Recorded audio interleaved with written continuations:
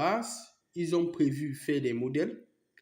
Ils n'ont pas mis beaucoup l'accent sur l'optimisation logicielle ou bien sur la technique, mais ils ont essayé de faire beaucoup avec l'optimisation matérielle. On se retrouve aujourd'hui avec des data centers qui consomment l'énergie de plusieurs millions de foyers. On se retrouve aujourd'hui avec des data centers qui consomment l'énergie de plusieurs nations, ce qui cause en soi un problème parce qu'aujourd'hui, dans les zones comme l'Afrique, certaines zones de l'Asie, s'électrifier est déjà un parcours.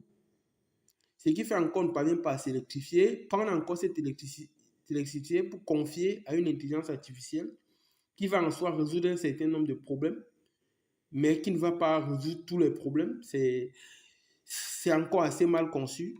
On va regarder la suite de la vidéo pour finir brièvement. Avec un permis pour consommer de l'eau en quantité. L'eau pompée juste ici permet d'alimenter ces 5 data centers. Ils utilisent jusqu'à 7 millions de tonnes d'eau par an, de quoi fournir normalement 61 000 habitants.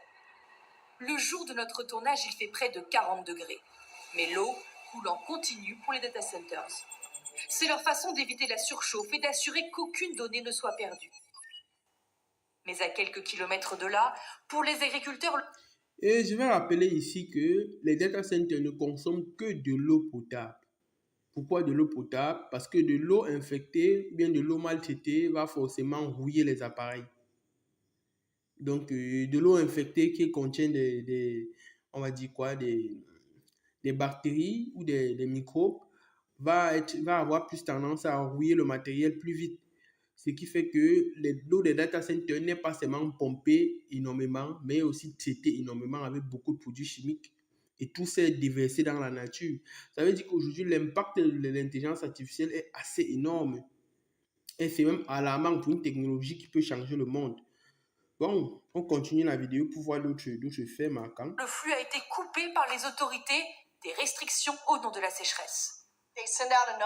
On a reçu un message en nous disant que le niveau du barrage était trop bas. C'est fichu pour tous les agriculteurs le long de ce canal. On n'a plus d'eau pour cultiver quoi que ce soit dans ces champs, sur ces 32 hectares, de la route jusqu'à là-bas. L'ironie, c'est que des grandes entreprises de